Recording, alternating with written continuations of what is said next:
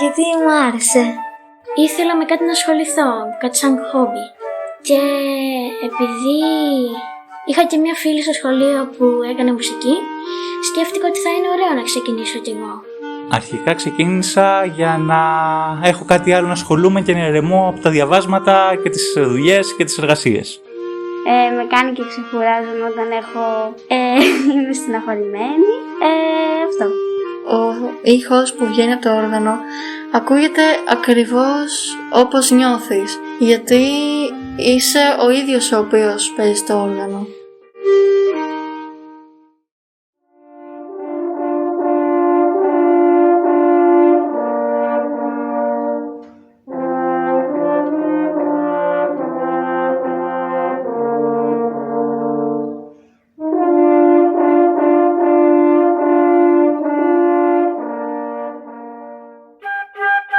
Μου αρέσει κυρίως η ομαδικότητα που παίζουμε όλα τα παιδιά στην μπάντα και είναι κάτι πολύ μαγικό. Τα πάντα. Όλη η διαδικασία που κάνουμε πρόβες και μετά τις παρουσιάζουμε. Ότι έχει πολλά όργανα, ότι πάνε πολλοί φίλοι μου. Γενικά είναι λιγάκι όπως μιλάμε για άλλα πράγματα που τα ξέρουν όλοι και συζητάμε για αυτά, συζητάμε για τη μουσική εδώ. Μ' αρέσει ο τρόπος των δασκάλων. Μ' αρέσει πολύ που όλοι είναι ευγενικοί και ότι αν κάνεις λάθος δεν θα είναι κάτι σοβαρό, γιατί λάθη γίνονται.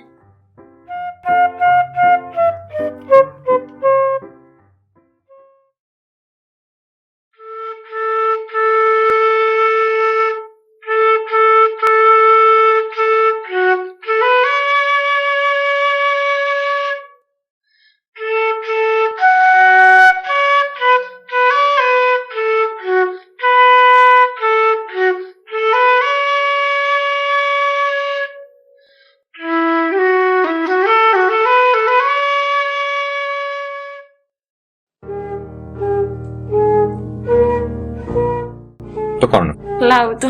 Σαξόφωνο. Βιολί. Γιατί ξεκίνησα φλάουτο για να μάθω βιολί. Drums. Κλαρινέτο. Τούμπα για να μην ζορίζουμε πολύ. Άρπα. Αλτοκόρνο ή τρομπέτα. Κιθάρα για να με παίρνουν σε παραλίες. Τρομπέτα. Εγώ δεν θα ήθελα να γίνω τρομπέτα. Επειδή είναι δύσκολο όργανο και δεν θα δυσκολέψω άλλους αν με έπαιναν, θα γινόμουν βιολί.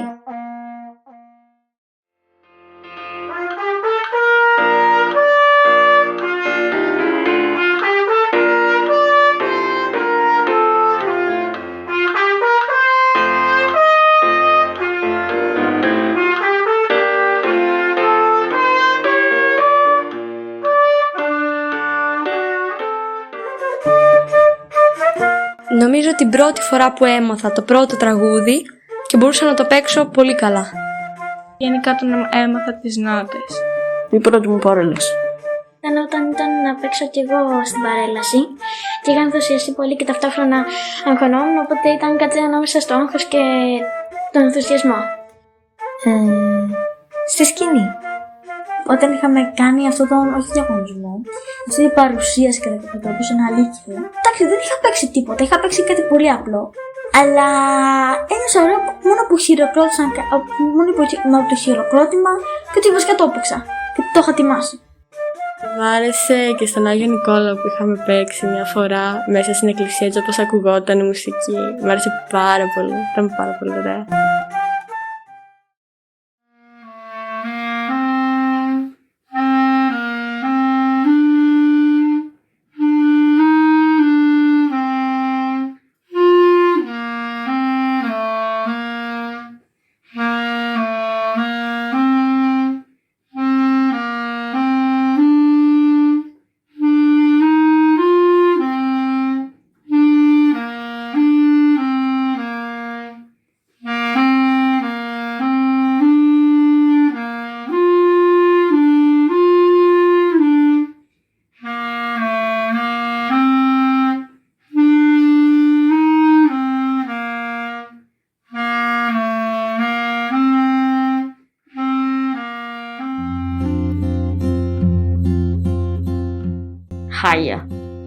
Καλά. Έπαιζα. Έκανα γυμναστική. Έπαιζα τρομπέτα. Αυτά. Δύσκολα. Όχι τρομερά άσχημα, γιατί είχα μερικά πράγματα να κάνω. Βαρετά.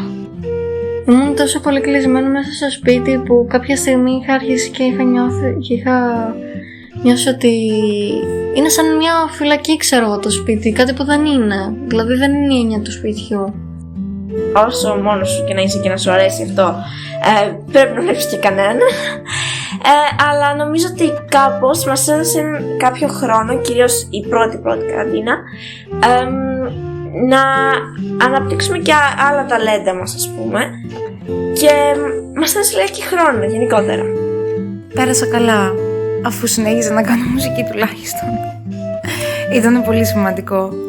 Νομίζω ότι αυτό με κράτησε. Η αλήθεια είναι αυτή.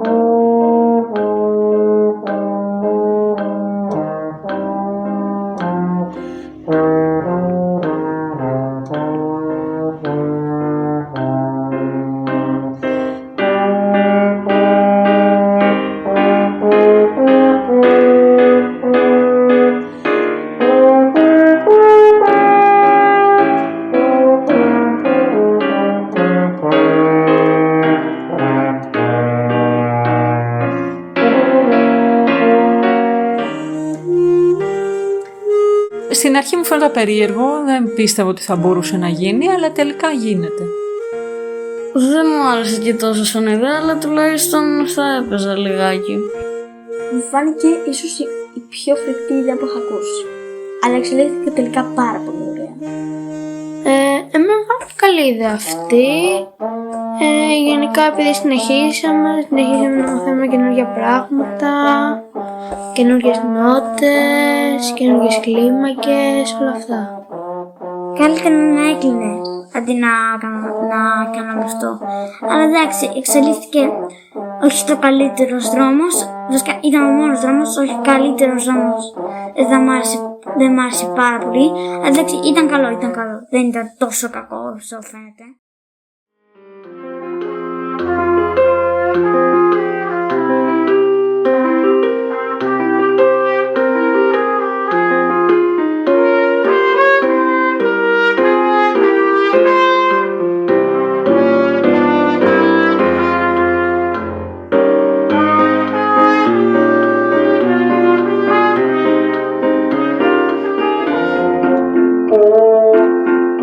Περίεργο. Πολύ περίεργο. Μ' ακούς? Ναι? Είσαι εκεί? Με βλέπεις? Φαίνονταν λίγο λυπητερό αυτό, γιατί δεν βλέπουμε κανονικά τον άλλον. Ουσιαστικά το βλέπουμε μια οθόνη. Πολλές φορές προσπαθούσα να συνδυάσω αυτές τις δύο εικόνες και να τις κάνω μία που είμαστε μέσα στην αίθουσα και κάνουμε μάθημα.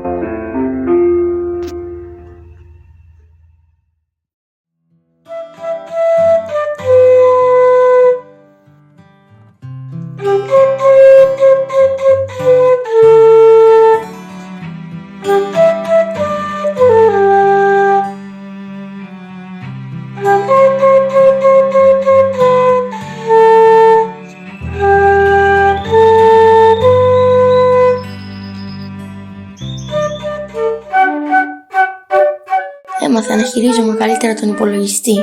Έμαθα πώς να ηχογραφώ τραγούδια και να βάζω από πάνω τον ρυθμό. Αυτό. Κέρδισα πολύ χρόνο για να κάνω διάφορα πράγματα που δεν θα μπορούσα να κάνω στις καθημερινές. Έγινα καλύτερη στην τρομπέτα, γιατί όταν ερχόμουν εδώ δεν προλάβαινα να κάνω τόσο πολύ εξάσκηση στο σπίτι. Δεν κέρδισα και κάτι σημαντικό, αλλά κέρδισα κάπως να συνεχίσω να μαθαίνω.